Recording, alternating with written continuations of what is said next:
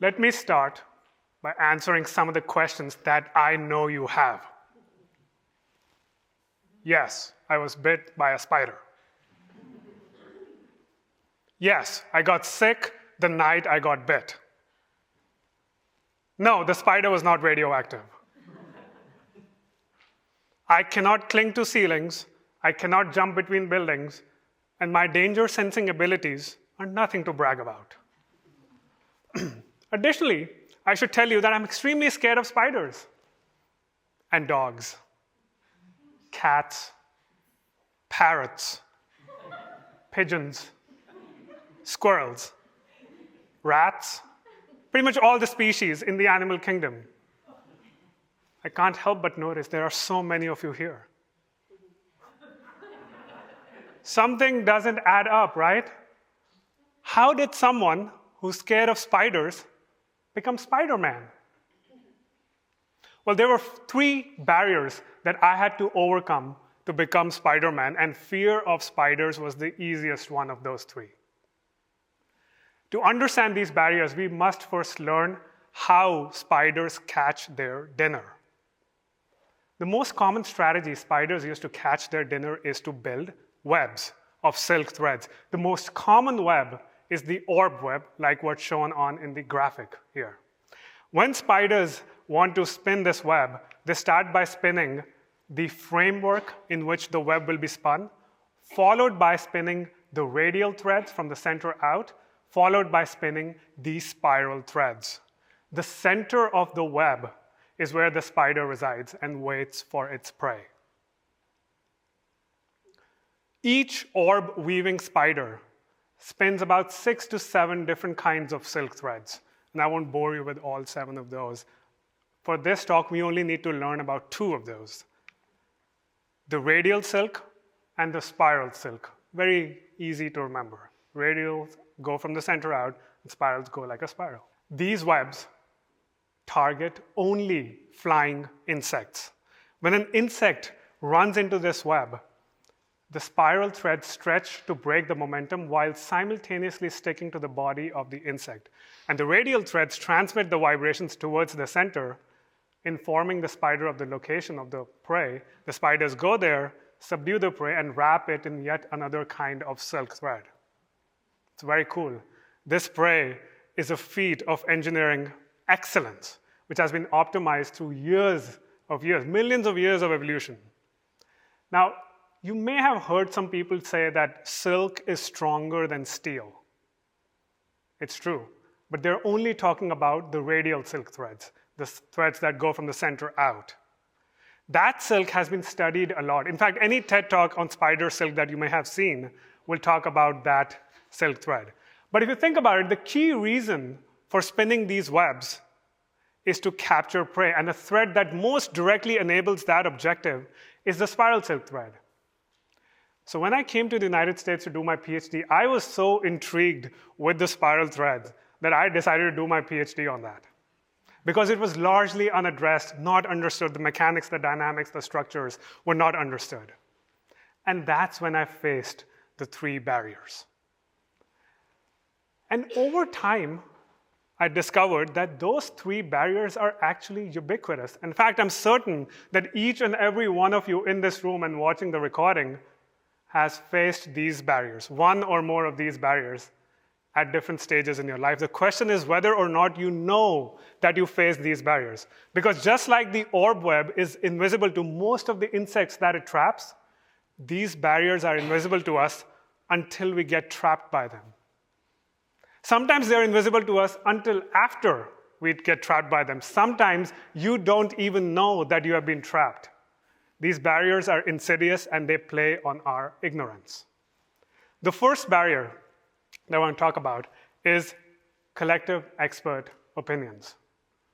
This barrier arises when the technical experts define their area by almost underestimating the plausibility, importance, and relevance of anything that does not fall directly in that area. I've heard some experts say, it can't be done, it's not important, or it's not the game we are playing. That's collective expert opinions. Now, on the one side, this particular strategy of defining your area helps you gain even deeper expertise in your area. But on the other side, it restricts the new entrants like us, when we enter in an area, from exploring anything that is not defined or that's outside of that area. Because as new entrants, we have a tendency to respect the technical experts. So you take their words, their learnings, their advice for granted, and thus you subconsciously draw this barrier around us, and you do not look at anything that's outside of that barrier. In my case, the technical experts questioned the plausibility and relevance and importance of studying spiral threads. They questioned the plausibility because spiral threads cannot be milked out of the spider, unlike radial silk threads. Radial silk, you can milk out of the spider hundreds of yards at a time. And that's why it's so easy to study, and that's why it has been investigated for decades. So the expert said, you cannot extract it in large quantities, and how are you going to study it? If you cannot study it, how are you going to develop a synthetic mimic of it? And because it cannot be extracted in large amounts, how are we going to mass produce it? So why are you doing it? So they questioned plausibility, importance, and relevance of doing this study, which really discouraged me from pursuing this path. And I seriously considered coming up with an alternative hypothesis, alternative proposal for my PhD. But I'm very glad that I didn't. I wouldn't be Spider-Man if I did, right? By the way, this is not the only example where this particular barrier is at play. In fact, some of the biggest downfalls in the last 100 years can be attributed to this particular barrier. The example that I will talk about today is what happened with Kodak. If you take a look at a picture from 1970s or 1980s, it's almost certain that that picture was taken using a Kodak camera on a Kodak film, developed on Kodak paper, using Kodak's technology. They were the giants. They were the market leaders in 1970s. Yet, they went from having 90% of the market share in the 1970s to filing bankruptcy in 2012. What happened? Their decline was coincidental with the advent and rise of digital photography. Once you have a digital camera, you don't want to take a picture on a film and then send it to get developed, and then wait patiently for a few days, and then get all of your memories in certain standard sizes and pay for those.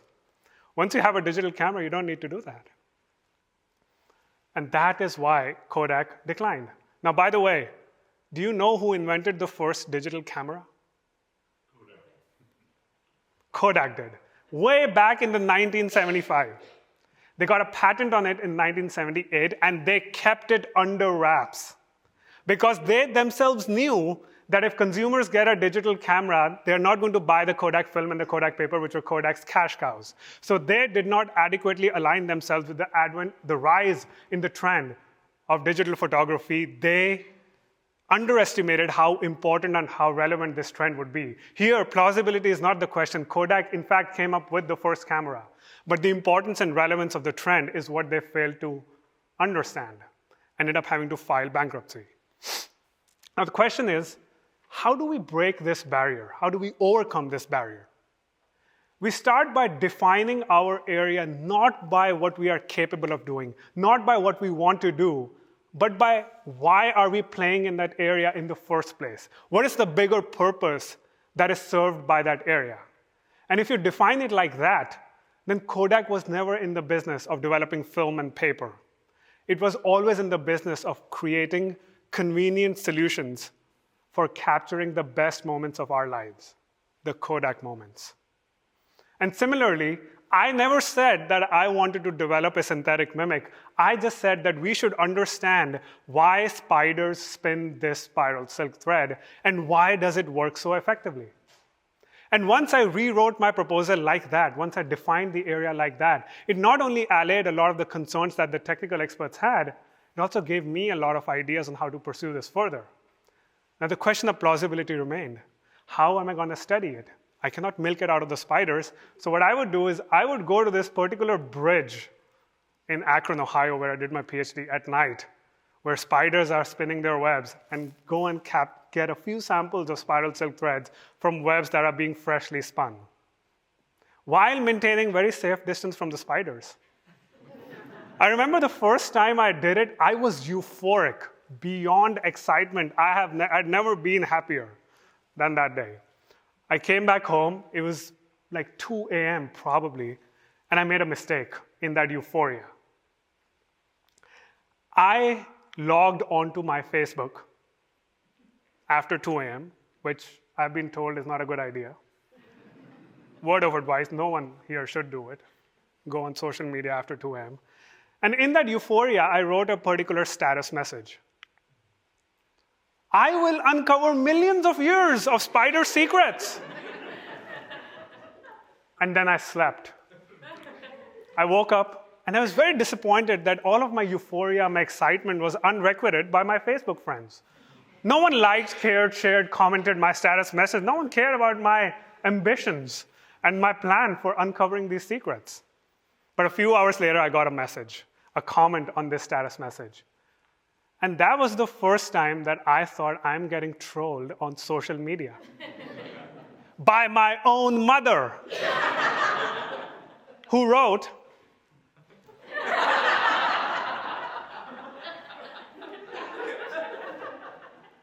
LOL. I said, this is not happening. That's not cool, doing it on Facebook. I mean, come on. I called her up immediately. I'm like, Mom, are you kidding me? Are you trolling me and making fun of my ambitions on Facebook? She said, what are you talking about? I'm like, why did you write LOL on my message? She said, because that means lots of love. My mom thinks LOL means lots of love. Isn't that adorable? I deleted this message. But I was very happy to learn that my parents and the technical community were supportive of me doing this research. But there was still a big section of people around me who had a very cynical perspective. For multiple reasons, people would come to me and say, this is not real science. Someone would say, evolution, that's not a fact. Some would come, and I swear this happened, someone came to me and say, don't do this research because spiders bring bad luck. This was the second barrier that I faced, the barrier because of societal beliefs. This happens when the prevalent beliefs of the people around us contradict hard, proven facts. This barrier makes it very difficult to implement even informed decisions effectively. In my case, I was denied several opportunities to equip my research with the kind of resources that I wanted, to collaborate with people, to fund people, because people would have one or the other reasons of why they didn't want to work on this project. How do we break this barrier? We create consistent awareness by providing good education and information. Simple, right? It sounds very simple in the abstract, but it's a lot more complex in its execution.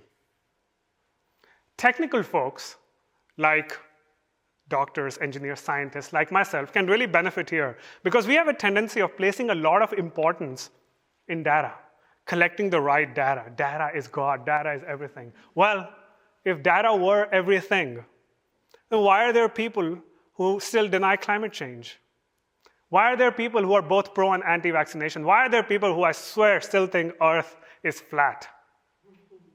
Data is not everything. Data is necessary, but not sufficient. Delivering that data in the correct format, in the correct fashion, is just as important. When someone doesn't believe what we believe, you cannot change their mind by throwing numbers and facts at their face. They are not going to change their mind. But what you need to do is not throw numbers, but come up with stories using that data, stories that are personal, that are relevant, and most importantly, that are empathetic. I remember once I was in an argument with this particular gentleman who, and I quote, said, "Don't do this research because curiosity killed the cat." And I very quickly retorted with, curiosity may have killed the cat, but it never killed a spider in my lab. Boom. Mic drop. Right? What do you think this repartee accomplished? Nothing. That person still believed what they believed. I still believe what I believed. We never worked together because I was not empathetic. But over time, and with a lot of trial and error, I started going into these discussions from a place of empathy. And I'm very glad that I did, because a biostatistician agreed to work with me. And he designed my first large study for which we needed spiral silk threads from a controlled environment, which meant that I could no longer go to the bridge and collect samples there because that was not a controlled environment. So then my advisor says, oh, that's not a problem. Go to the bridge, collect a few spiders, bring them back to the lab, put them in. I'm like, whoa, whoa, whoa, whoa, whoa, whoa. I am not going anywhere near spiders. What do you mean by collect spiders? Like, bring them back to the lab, put it in the cages. I'm like, no, I am not touching spiders. Why not? Because I'm scared of spiders. Why are you scared of spiders? It's a good question. Why am I scared of spiders? Why are some of you scared of spiders? Why is arachnophobia, the fear of spiders, the top 5 global phobias? Right next to fear of death and fear of public speaking. That's the third barrier that I faced. The barrier because of personal experiences. This happens when you have experienced something mildly unpleasant to extremely traumatic in your past, either directly or indirectly. In my case, I was bitten by a dog when I was 7 years old. I had to get 14 rabies shots in my stomach to prevent rabies. And after that incident, I kept a very safe distance from dogs. And then dogs and cats. And then dogs and cats and squirrels. And then it became all of animals. I didn't even know that I was scared of spiders until I started doing this PhD. And I thought to myself, wait, how did I miss the fact that working with spider silk will also mean working with spiders? How did I miss that? Now, this kind of barrier may seem innocuous, but it can have very undesirable consequences. And perhaps there is no more extreme example of an undesirable consequence than what happened after the unfortunate 9/11 incident, where after the incident, over 100,000 Americans developed a fear of flying. So they chose to drive long distances instead of flying for their vacations and other travel.